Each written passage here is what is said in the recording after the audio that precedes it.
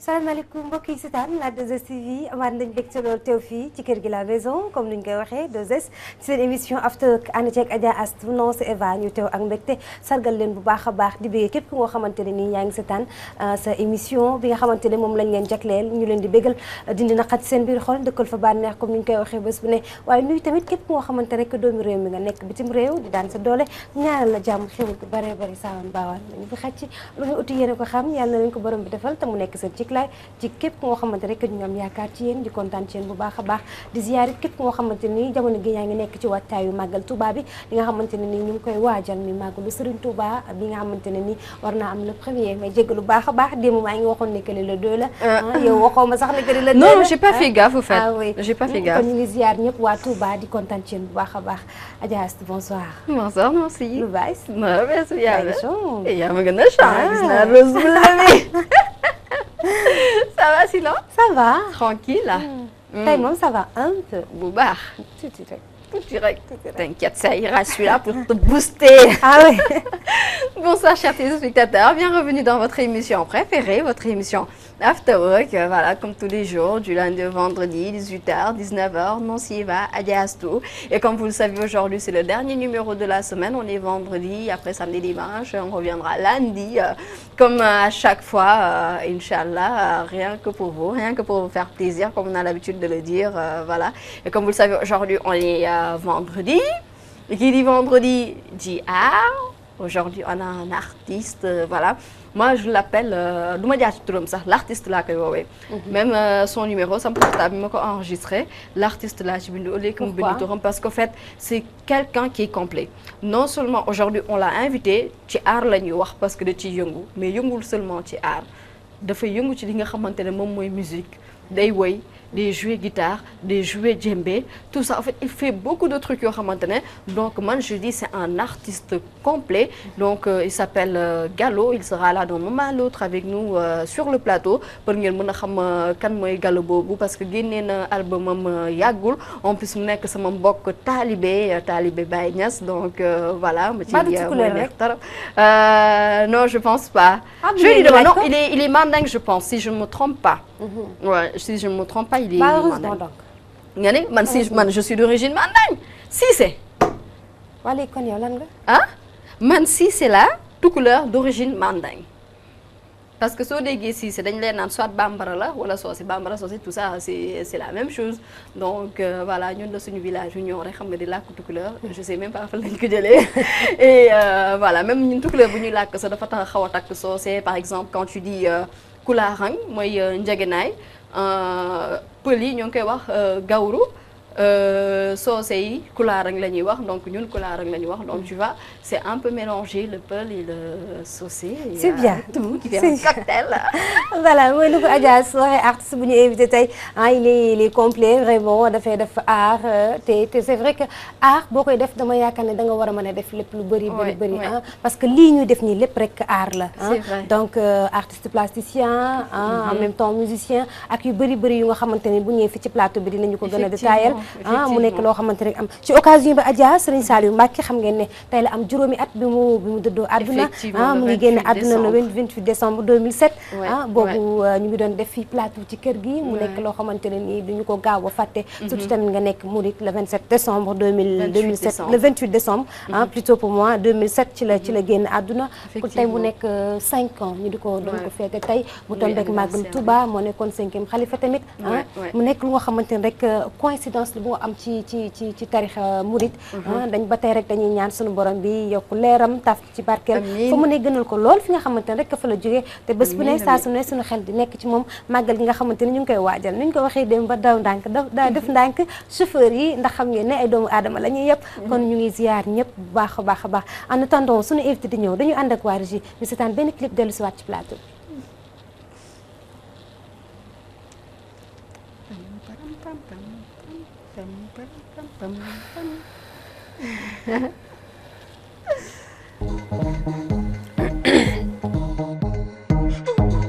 ko waxee waxee sànq suñu invité Baye Gallo taalibe Mame Baye Niass comme ni ko Adja Astou wax léegi ziar nañ ko bu baax a baax c'est vrai que artiste la mais tamit en même temps musicien mu def loo xamante ne raar na trop Adja Astou en même temps génne na 3 albums 2 albums yoo xamante ni disponible na 2 yi instant beneen bi ci topp mu ngi soog a pare ma bàyyi la nga wax ñu titre album yi oui premier album bi Nancy mi ngi ko génne en 2009 mu tuddee ko Barham en 2009 deuxième bi mu ngi tudd Africa Sunu Africa en 2010 voilà bu nekk am 1 an d'intervalle ouais. Troisième bi moo nekk yéen ak man waaw muy waaj a moom mooy waaj a génn moom mooy kii nii d'accord alors Baye Gallo ziar nañu bu baax a baax maa leen di delloo ziar am nañu mbégte vraiment dalal la ci plateau bi moom ziare fii la ëppee ñu bàyyi la nga présenté wu nuyoonteeg téléspectateurs yi yes bon xanaa di nuyu waa Sénégal di nuyu àdduna lay wax sax parce que 2S moom fépp lañ koy seetaanee. c'est vrai donc mu nekk télé boo xamante ni ñëpp a ngi koy suivre. maa ngi nuyu la famille. en général bàyyiwuma kenn. di nuyu samay am di jàmm surtout nag samay musiciens yi nga xamante ni depuis je pense ma nekk ci wàllu musique ba tey. alors ñoom ñoo may jàppale commencé ci Alsane Diop. alors Patrick Anak Julien Petit Fabio Daouda Ndiaye Zaki voilà on en passe. donc maa ngi ziare Sénégal yëpp di leen nuyu. ok fay nañ la Sénégal yëpp ñu lay fay donc l'artiste man dama ne Gallo sax l'artiste laay wax. l'artiste que tu peux nous parler un peu de toi kan mooy vraiment Gallo. waaw man fait ci li ma nekk di liggéey. defe naa mooy sama dund moom lay faral di wax. alors auteur compositeur. mais aussi artiste plasticien. mais aussi percussionniste. donc mu nekk loo xamante ne nii 3 éléments la. ouais. yoo xamante ne nii nag bon benn axe la quoi en fait. c'est vrai. donc du ma mën a def peinture bàyyi musique en général wala ma def musique bàyyi percussion en général. donc dama leen di ànd di voilà di voyager quoi. mu nekk nag loo xam ne nag dund la moom sama dund la mujjee doon. voilà univers la quoi. d'accord léegi ndax mën nañu xam loolu noonu lépp nga wax nga tënk ko mu nekk benn point bu nga xamante ne ni mënoo dem bàyyi ci benn. ndax mën nañu xam ban année la Gallo commencé dugg ci liggéey boobu yëpp. waaw peinture au fait maa ngi yaru ak sama benn nijaay bu ñuy wax Ibou Sila Seck. grand peintre plasticien. boo xamante ni moom ma yar ci loolu daf ma ci yar vraiment parce que daf ma daan fooyee naan ma Gallo kaay nga reprendre sama tableau abstrait yi au crayon. xam nga donc voilà dafa doon loolu loo xamante daf may jaaxal parce que j'étais très jeune même si je comprenais un peu voilà. mais mu nekkoon loo xamante ni daf ma doon animé bu baax dama ko doon topp franchement. à part ça. si laa jógee nag Dakar parce que fii nag laa juddoo Médina. màggee Pikine. nekk Saly léegi. donc fa laa nekk artiste. voilà franchement. donc tu vois après c'est par la suite si laa def ballet. pendant des années. may def ballet comme ça nag li ma daan tëgg ballet aussi des fois dama daan faral di bind waaye dinaa na ma ñëwal et tout ça. si laa gisee nag un grand groupe boo xamante ni moom lañu doon wax groupe xalaat. bu yàgg ba bu Thiès ma xam guitariste bi ku ñuy wax Alassane Thiaré. ma koy fréquenter donc je pense que influence yooyu tax na après bon ballet bien comment dire peinture kese doyatuma dama voilà mujjee def musique comme ça voilà. d'accord donc Gallo est-ce que mën nañu xam yow fan nga basé wu da nga nekk fii nii en Europe ici au Sénégal ou bien en Europe. waaw man c'est vrai que nag léegi li may gën a nekk Europe moo ëpp. li may nekk Sénégal parce que bon peut-être dinaa ñëw 2 fois dans l'année Sénégal. def fi 2 mois dellu.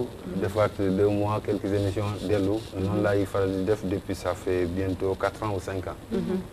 mais sama groupe bon mi ngi basé wu vraiment France. si bien aussi am na groupe aussi Sénégal. parce que moom la ñu tuddee Maolana Band. pourquoi Maolana nag parce qu'en fait turu yàlla la. ah oui ah oui. voilà donc c'est le suprême et man musique. ou toute forme d'art je pense que dama gis ni suprématie la ci biir société bi.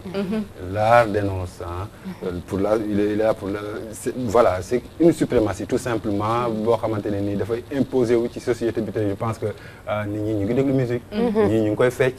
ñii dina leen jooyloo. ñii dina leen xalaatloo. donc musique dafa am espace boo xamante ne nii ou bien tout simplement art visuel.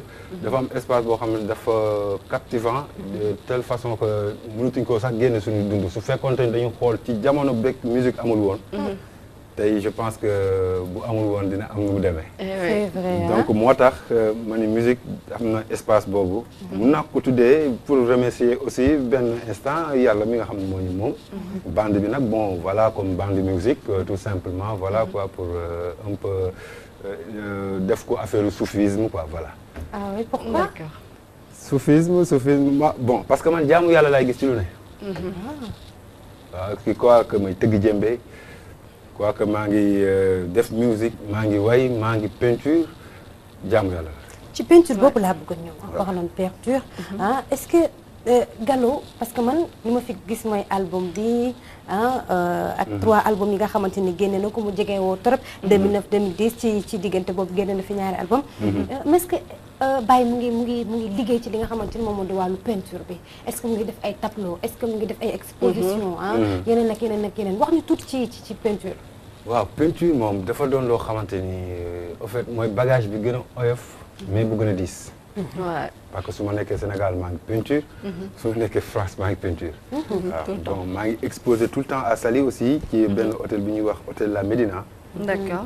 mais aussi France maa ngi fay def exposition franchement aussi yoo xamante ne ni bon yu mag la aussi. D'accord. waaw maa ngi fay def ay exposition entre li ci ëpp. am naa côté Paris jëm. est bi sur nord-est bi. alors Luxembourg aussi. voilà donc maa ngi def ay exposition sud de la France bi aussi nag foofu la sama carrière gën a commencé ci wàllu peinture. ok donc Gallo est-ce que tu peux nous dire ce qui t'inspire en général li nga xamante ne moom moo lay gën a inspiré ci musique bi. ci peinture bi ci guitare bi ci tout. Gallo qu'est-ce qui l'inspire est-ce que da nga am muse. non ben je ne sais pas des fois dinaa ni peut-être lii sax moo may inspiré. mais est-ce que réellement loolu la. ah oui ki daay gëree la. je ne sais plus en fait. est-ce que amul benn secret. non je te jure. bon bu dee secret am na man xam naa ne Baye Niass mooy sama secret. ndeysaan. waaw loolu moom Baye rek mooy sama secret. macha allah. te loolu lu ma xam la. waaw Baye moom lépp loo xamante ne maa ngi ciy def. xam naa ne daal mi ngi ci ba festival la. loolu moom lu ma wér la mais musique alors li nga xamante ne nii wala boog peinture li nga xamante ni moom ma ciy inspiré. du dara damay xool lii am rek. ma koy topp. damay dénoncer bu baax a baax. dinaay wax ci ay thèmes excision. dinaay wax ci ay thèmes ci talibé. dinaa wax ci ay thèmes yu bari ay esclavagisme dinaa raconter le passé dinaa ñëw ci le surréalisme. dinaa def wax aussi sur le futur. donc pour ut inspiration. loolu dafa doon loo xamante ne ni lu am la boobu c'est des faits réels. après nag peut-être il y a des choses yoo xamante ni c'est intérieur. bon xam naa nag loolu moom dafay doon lu abstrait. des fois yoo xamante ne ni du ma koy di titrer. dama koy bàyyi noonu tout un chacun va s'y retrouver quelque part et puis voilà mu doon loo xamante ni man damay jàng chaque jour ci li may def. comme artiste yëpp voilà day wax ci li nga xamante ne ni moom moo di ci ay tableau boo ci xoolee am na ay thèmes ci biir. waaye tamit dañuy ñëw tuuti ci li nga xamante ne moom moo di ci wàllu musique bu nga xamante ne nii Baye Gallo mu ngi koy def. génne na 3 albums ni ko Adja Astou waxee léegi Barham mu ngi ko génne en février 2009 génne tamit Africa Sunu. en 2010 yéen ak man moo nekk instant bi ci phase préparation. ñu ngi koy préparé. mu nekk lu nga xamante ne am doy na waar am na ñaari groupe Sénégal ak fi nga xamante ne moom moo di France dañuy dem compil bi nga xamante ne ni waa régie defal nañ ko ñu mën a xam tuuti dégg nañ ko ci wàllu art ci wàllu peinture ak lépp ñu xool clip yi dellu si waat ci plateau. D'accord.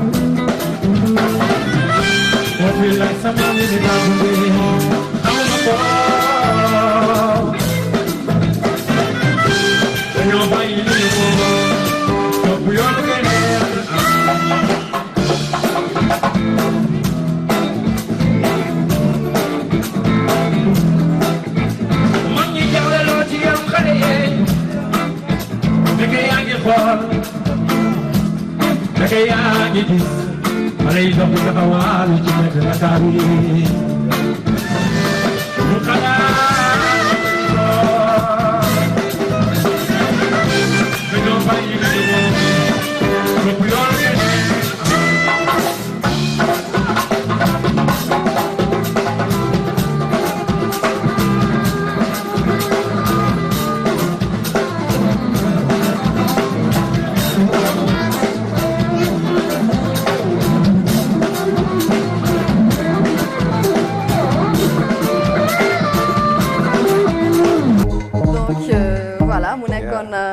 extrait bu ñu ko defal ay concerts yu mu joué en live fi nga xamante ne mooy en France n'est-ce pas donc ak toujours le groupe Maolane Band donc voilà donc Gallo man damay ñëwaat ci li nga xamante ne mooy peinture bi ak musique bi yow est-ce que à travers ci say tableau est-ce que di nga jël musique bi di ko yóbbu ci say tableau mooy transcrire la musique ci say tableau. Oui, bien sûr ça moom franchement je le fais beaucoup.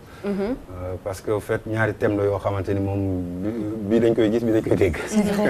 c'est vrai donc voilà Nancy wala Eva wala Adja je sais pas voilà lépp lu am tur rek am na melokaan. musique ak peinture noonu la. donc nag voilà moo tax dama koy def way naa excision peinture naa ko. way naa taalibe peinture naa ko. way naa yoonu ndaw peinture naa ko. voilà. est-ce que li nga xamante ni moom nga xalaat nga way yoonu ndaw ak dégg-dégg bi rek des fois day xaw a doy waar ndax bi nga ko peinturé sentir nga ne carrément que ni li ma wax nii moom laa gis ci sama tableau. bien sûr parce que en fait lépp ci tension couleur la rek xam nga dafay diis. parce que comme sensation la. alors boo koy refléter gis nga nit mënul nax boppam. donc peinture moo doon loo xamante ne au fait comme genre seede la quoi dafa lay seedeel yow personne sa biir yow doo am loo xam ne lay réer te peinture la koy wan. donc ay yoonu ndaw oui je veux dire tout simplement que ni peinture naa ko ba pare soog koo way. tu vois donc noonu lay demee quoi c'est comme ça dafay am. d'accord lu mën a am la lu mën a am la quoi. ok super donc aussi li nga xamante ne mooy instrument yi ngay jouer par exemple djembe bi ngay tëgg parce que un jour dama la mës a dégg ngay wax ni que ci say tableau tableau bu nekk en fait par rapport ak tëgg yi mënu ko kii ñu koy waxatee couleur la comment dire waaw couleur la et tout ça par rapport ak musique bi tëgg yi et tout ça surtout la musique mandingue et tout waaw donc ma bëggoon nga waxaat ni juste tuuti ci loolu. waaw musique mandingue moom. au fait ñun Afrique de l'Ouest sax laay wax. ñun suñu culture nu mu mel defe naa ne benn la ci àdduna yëpp. parce que ñun lépp lu ñuy def rek ci musique la jaar. moo tax sànq su ma naan bu musique amul woon xam nga fu ñu jëm. donc ñu ngi xool d'ailleurs par exemple boo demee Mali. ou Guinée ou fii rek Tamba wala Bakel wala affaire yooyu. ñoom seen mariage yi. am na rythme yoo xam ne pour mariage la dañ lay tëggal lamba. dañ lay tëggal ay sogo dañ lay tëggal ay ngiriñ. mais par exemple bu nga dem peut-être Guinée dañ la tëggal soli pour les circoncis. seetlu nga. donc chaque rythme dafay am loo xamante ne moom lay évoqué boo ko déggee xam nga ne lii c'est ça nga dem ca. ok voilà. Gallo man dama bëgg ñu ñëw tuuti ci li nga xamante ni moom moo di exposition yi. yaa ngi koy amalee ci bitim réew waaye tamit fii ci Sénégal naka lay demee naka ngay def ba mën a réunir yenn affaires yi. dinañ laal côté fond dinañ laal côté matériel dinañ laal côté nit yi. parce que tamit def exposition yow kese naka ngay def. waaw xam nga lépp déjà envie la. man dama am envie liggéey. donc. tout récemment maa ngi def ay expo yoo xamante ne nii peut-être que damay ñëw fii au Sénégal def fi peut-être un bon moment récupérer fi ay matières yóbbaale ko France des fois dinaa récupérer France dara itam indi Sénégal que voilà des fois da ngay mel ni sax nekkoo France wala Sénégal yaa ngi ci suuf si rek ah oui des fois man impression boobu laay am alors ngay artiste gis en fait différence France Sénégal ou l'autre parce que voilà c'est la même chose. matière dafa doon loo xamante ni nii dafay dund te li koy dundal mooy valeur bi nga koy jox. en général Gallo yan matière ngay faral di utiliser. bëri na ci lu may utiliser café. bëri na ci lu may utiliser. café waaw café moom bëri na trop sax. bëri na ci lu may for ay dàll jàmbur. bëri na lu may for ay yére jàmbur yu ñàkk ci mbalit mi.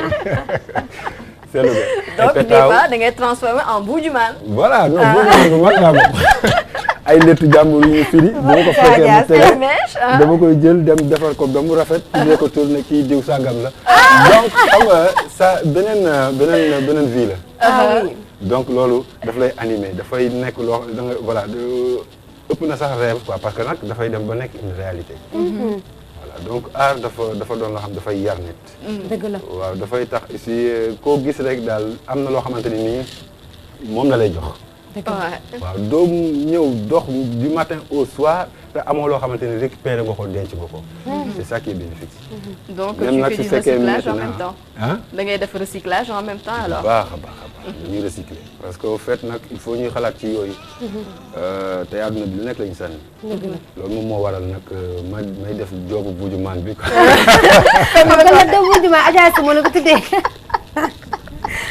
alors Baye léegi vrai artiste parce que tamit am na artistes yu bëri yu nga xamante ne ni ñu ngi en Europe. am na artistes yu bëri yu nga xamante ni artiste plasticien bien sûr. ñu ngi toog instant bi di seetaan parce que xam nañ ne chaque vendredi. dañ ci am jour. ñoom dañuy toog di seetaan. yan conseil ngay joxe avant conseil yi vrai artiste naka la war a mel. waaw artiste day yóbboo sax ñu jaawale ko ak wàllu yàlla. moom dafa war a maandu. waroo jaxase. da nga war a cool. bon man nag booy bu ndaw laa maa ngi jégalu parce que xam naa ne Sénégal moom dëkk la boo xamante ne ay maître rek a fi nekk dama koy wax saa yi ma def émission. mais peut-être am na ñoo xam ne maa leen mag. wala xëy na dina leen jëriñ wala ñu fàtte woon. maa ngi jégalu su fekkee wax naa loolu. mais art dafa doon loo xamante ne ni matière neutre la. waay c'est vrai. doo nekkoo ci politique nekkoo ci léeg-léeg yow tu es là pour la société. société bi boo nekkee di ko liggéeyal il faut nga am benn comportement boo xamante ne nii moom nga war a dundee. déjà oyof disponible. aussi échange bi nga xamante ne ni moom ngay defalanteeg doomu aadama yi pour nga mën a récupérer li nga xamante ni peut-être ay petites voix la nga mën ko porter haut pour nit ñi dégg ko. moi je pense que ak tout un chaque artiste bu nekk dafa war a porter message boo xamante ne nii dafa war a jëm alors fañ ko war a déggee rek tout simplement. donc man su fekkente ne ni de ma part personnelle nu artiste war a mel mooy da nga war a jàpp si liggéey comme jaamu yàlla déjà. boo ko defee noonu rek doo ci gis ma Samba doo ci gis ma Demba yàlla nga ci gis te bu boobaa ñëpp dinañ ci retrouver. dina sell. waaw dina rafet. donc voilà ñu ngi wax ci peinture ñu ngi wax ci musique wax nañ ci artiste comme il a dit il a parfaitement raison artiste da ko war a maandu même pas artiste nit en général dafa war a maandu donc lu ñuy def voilà pour que mu gën a riche ñu seetaan li nga xamante ne mooy exposition bu mu def. ñu xool tableau Gallo nu muy mel. c'est vraiment quelque chose de très très très impressionnant et voilà ñu seetaan ko ñëwaat. Give you a kiss, but I am dreaming. These crazy thoughts are so deceiving. You are the drug I am feeling. Paradise that I'm still seeking. I'm still alive, hope there's a reason. Can't move my lips, but my heart is screaming. I only miss you when I'm breathing.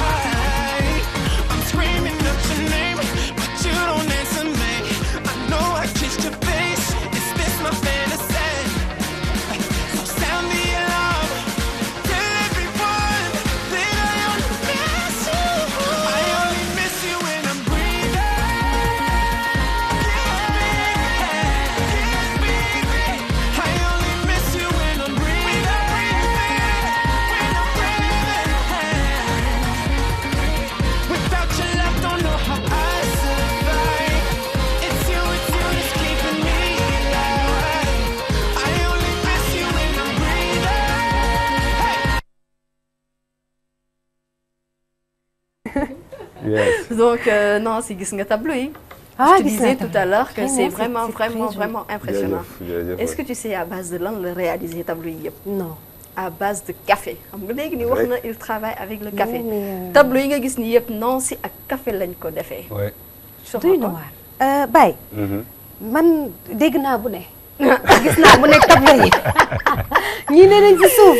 abillahi ñii nee nañ fi peinture bi mélange affaire mais Ouais. café Café. franchement man mi bëgg café ouais. xam nga sama café ngay jël di ko peinture mais nangu naa si vraiment Oui. impressionnant Ouais. Baye wax C'est nga vrai. pourquoi nga utiliser café ak li mu joxe nee naa dama ko tapis dama ne tapis dafa vivant C'est tapis dafa magnifique. dund Dafa vivant, ah. dafa vivant. wax ñu pourquoi café bi ama café dafa yàgg. te man genre révolutionnaire bu ndaw la quoi. en fait Bu mag? non. bu mag oui en fait rek des fois dinaa toog daan gis ñuy nettali ay histoire ci café. ak esclavage xam nga loolu. bon culture la nag. mënuñu ko bañ parce que peut-être am na loo xamante ne tey indi na ko ci àdduna. C'est vrai. muy métissage te loolu échange la rek bon rafet na. café nag li tax mu dund mooy dafa am fu mu jaar ba yegg si foofu dañ koy naan. comment dire kii bi matière bi. boo ko defee sa garab mu sax.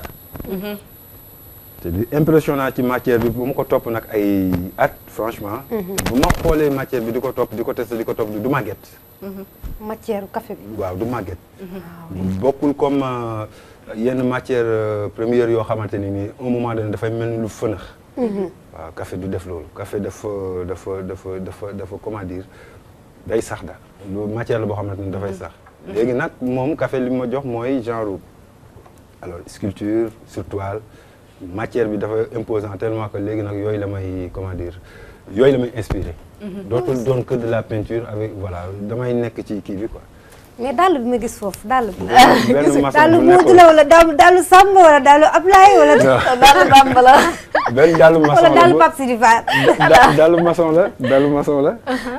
dàllu la donc voilà matière yooyu yëpp dama koy fort. ok C'est bien. donc Parce que, yow rek. sooy utiliser café bi excuse-moi d'avoir coupé. non non non. ban café nga tàmm utiliser café bi nga xamante ne comme Nancy lu nga ko waxee café bi mu bëgg mu muy ñëw rek xelli ko naan. wala café bi nga xamante ne kenn traité gu ko nuñ ko jëlee noonu nga utiliser comment ban ngay. waaw bu ñu utiliser nag ba pare pour xam nga rek donner sens pour donner deuxième vie aussi ci matière bi. D'accord. donc du ñu yàq. waaw du ñu yàq dañuy bàyyi gars yi naan café ba kontaan. mais café yi ñuy segg yi voilà bu ñu ko seggee ba sànni. alors ñu jël ko am niñ ci def. fanaanoog moom. comme café Touba. déggoo de Voilà. gars yi bu leen yaakaar sama mbokk yi nga xam ne toppatoo rek lañ fi mën jël leen café suba naan da ngeen di peinture ay feebam la ciy def ay bagages non kenn moomu ko nañ ko bàyyi foofu. nañ ko bàyyi foofu yaa bu ko kenn laal. donc voilà matière la man boo xamante ni daf ma intéressé vraiment parce que couleur bi densité bi dafa approche bi daal dafa am daal lu ci lu am solo lu baax lu nekk ci café. café dafa barke quoi. waaw gàpp alors Baye naka nga gisee li nga xamante ni moom moo di art bi fii ci Sénégal par rapport ak France c'est vrai que tubaab bi dañu bëgg art dañu bëgg ay tableau te dañu fonk leen di jaral lu tableau dañuy nekk. gis koo xamante ni day jógee ba foofu ñëw Sénégal fii soo gisee tubaab bi li ñuy gën a jënd mooy art affaire tableau yenn dàll yi sculpture. genre ay jémbek yooyu C'est vrai. mais naka nga gisee art fii ci Sénégal waaw art moom ci Sénégal am na avancement. bu baax a baax sax loolu moom dama koy wax ci kaw ñëpp dégg ko. parce que peintre yi sculpteurs yi. franchement parler ni ñuy def moom macha allah. titre bu rëy la. waaw des fois da ngay kontaan ci ni rek man sénégalais laa. Ouais. ci mel ni ñoom tonton Tita Mbaye peut-être mi may seetaan. dama koy dégg ci ay affaires yu rafet. ñu ngi mel ni ñoom comment Soli Cissé. ñu ci mel ni ñoom ñëpp. mu leen di dégg ci ay liggéey yu rëy mu ñoon ñoo xamante ni nag ñooñu jiitu dekk suñuy parents. mais aussi di suñuy patron xaw ma nu mu ko mën a waxee. mais daal ñu ngi seen ginnaaw. C'est te ñoom référence. dañuy voilà suñuy référence la. donc doon ñoo xamante ni nii franchement dañ leen di bëggee. donc ñuy importer art bi à 100%. côté percussion aussi ça va. mi ngi dem.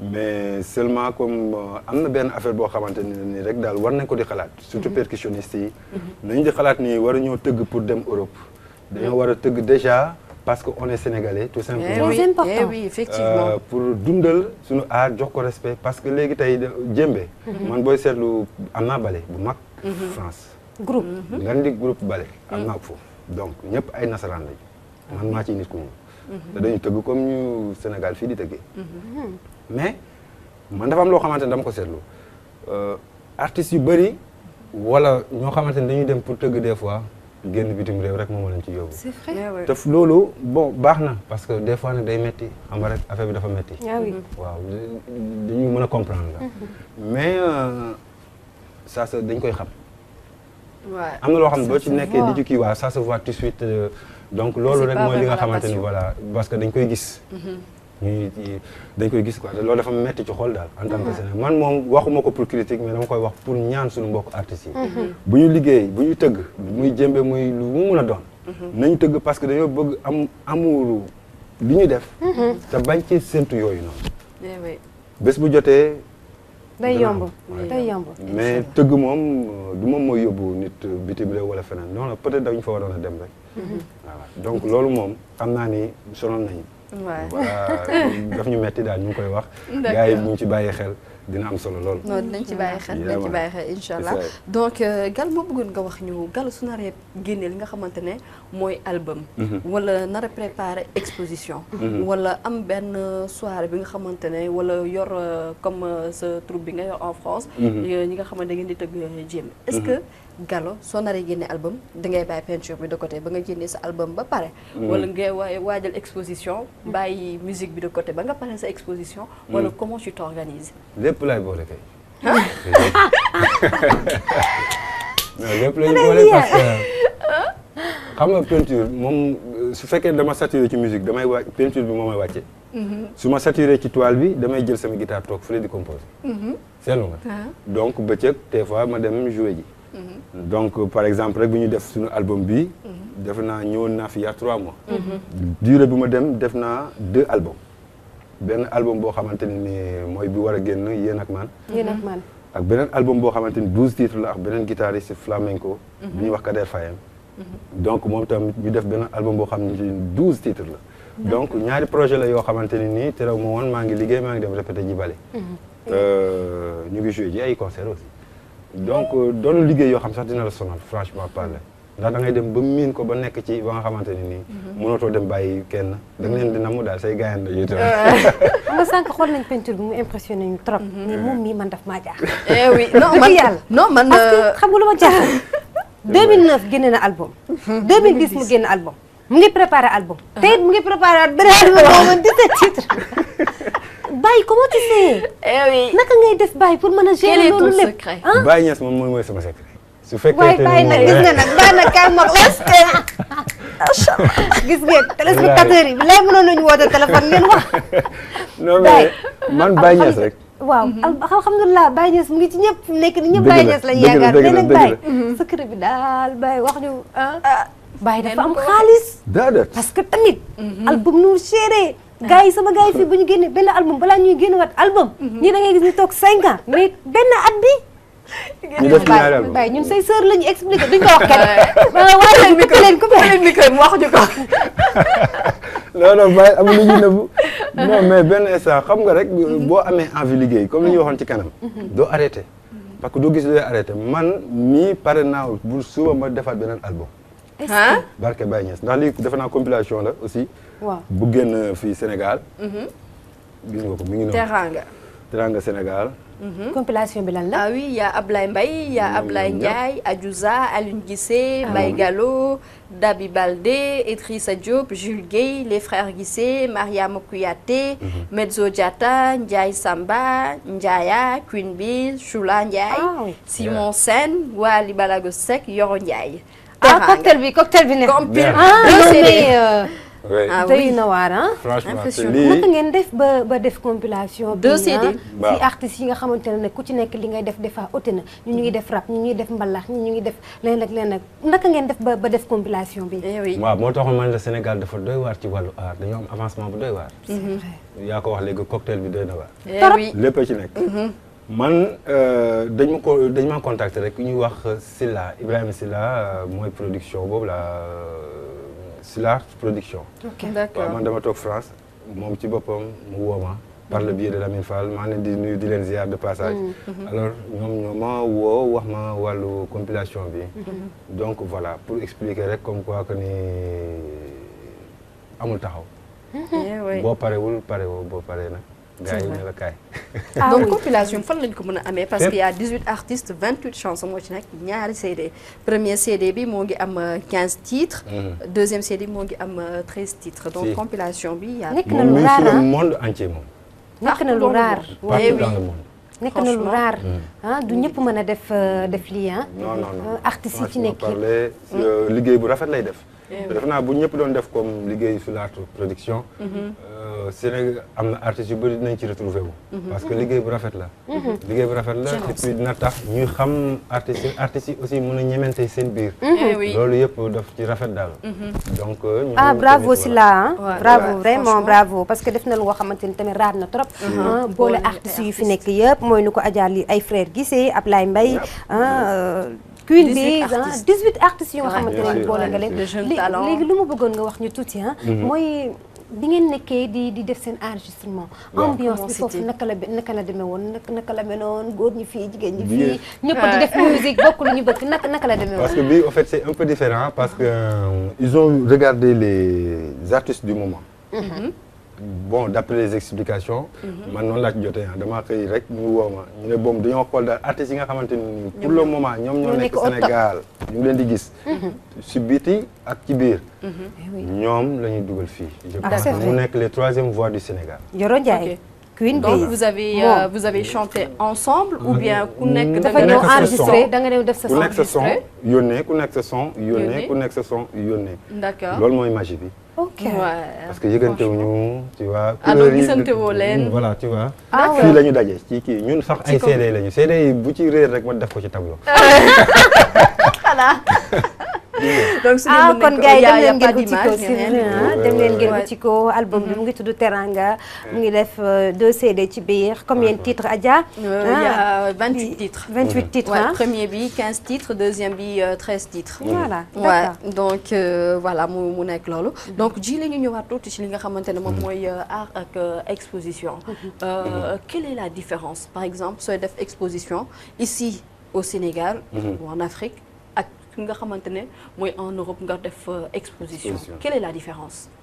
waaw man nag aw ma chance vraiment def ay exposition yu mag a mag fii Sénégal. lu tax. waaw loolu beneen affaire la xam nga nag yàlla moom mooy bindi jaamam di ko féetale fu ko neex. donte nag samay tableau moom mi ngi dem ci àdduna bi yëpp c'est vérifiable. waaw donc du lu may wax ni pour xaw ma parce que maa ngi ci écran bi non. waaw maa ngi liggéey. alors di tax parce que peut-être dama nekk Saly.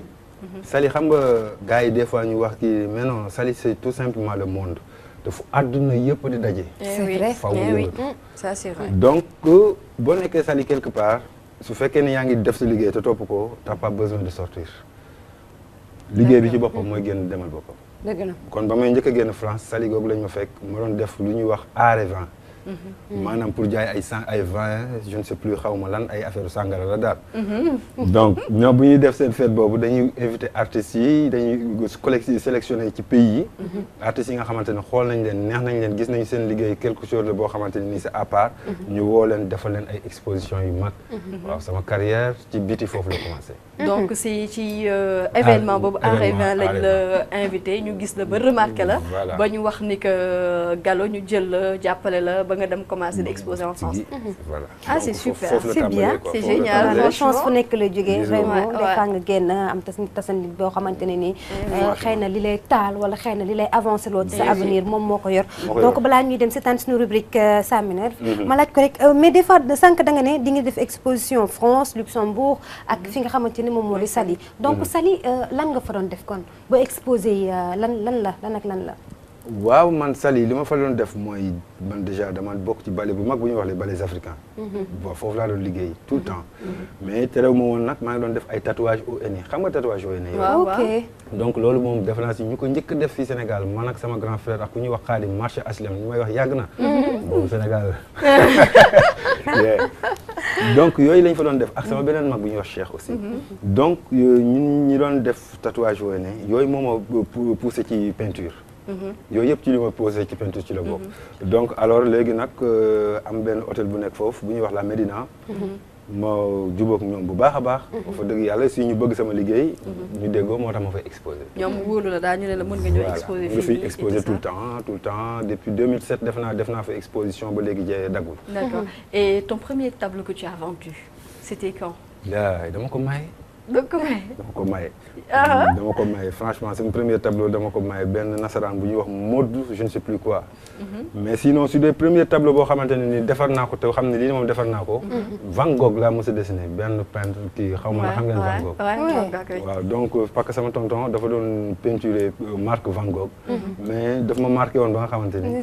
après nag ma dessiné Van Gogh loolu laa njëkk a def ci sama àdduna loo xamante ni nii daal frappé na ma réussir naa ko à 100%. moom nag moo ko denc nee na du ma ko joxati.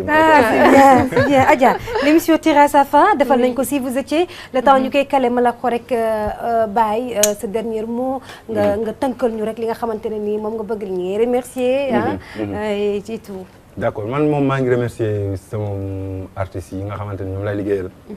aussi di leen wax ni bientôt Sénégal dinañ def tournée. que waa Sénégal itam jàppale seen doom. parce que dama bëgg rek ñu xam ni man fii laa dëkk. donc voilà maa ngi sant suma waa Galle. di sant sama yaay sama papa. di sant sama sëriñ Mawlana Cheikh al Islam. la Ibrahima Niass di sant Cheikh Abdoulaye Wilane.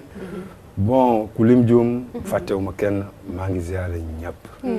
jaajëf gis nga si vous étiez baa ngi nii. waaw gis nga ko. ñoom lan lañ ko defal nii tey nga nekkoon ci pourtant tout à l'heure je me disais mais c'est qui ça c'est moi ou yow la de. mooy photo bu ñu jëlee ci internet bi kii yow la. yow la de. waaw da nga fàtte lii mooy lii. waaw gis nga café bi. donc voilà ñu defal la lii tout ça comme ku fi ñëw. lii moom kontaan naa ci bu baax a baax. jërëjëf dox ngeen ma loo xam ne bëgg naa ko. oui c'est super. vraiment ñun ñoo lay remercier parce que tamit préparé ñu noonu trop émission bi ak moom dañ ko woo rek mu jóg. remercier na bu baax a baax sa disponibilité. Adja.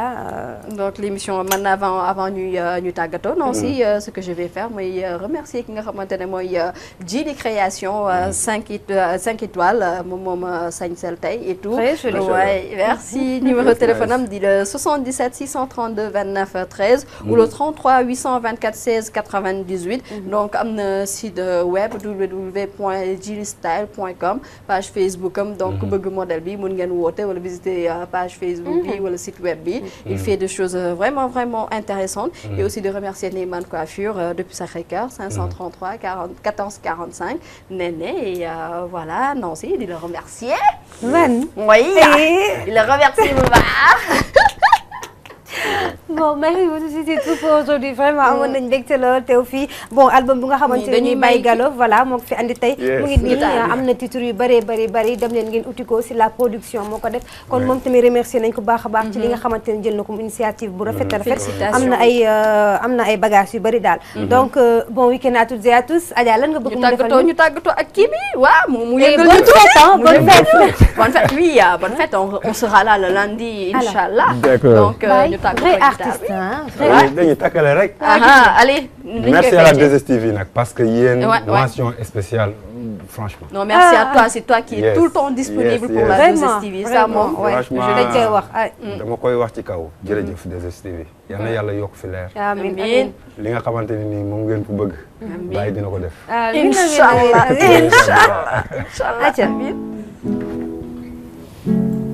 depuis la nuit des temps tu ne cesses de sécher tes larmes. De l'esclavage à l'immigration clandestine, la colonisation aux victimes anonymes. Ta liberté est ta destinée, ta réussite est ton combat, tes valeurs, ta culture sont la couleur de ton image. Africa, waru joy, waru takawalo.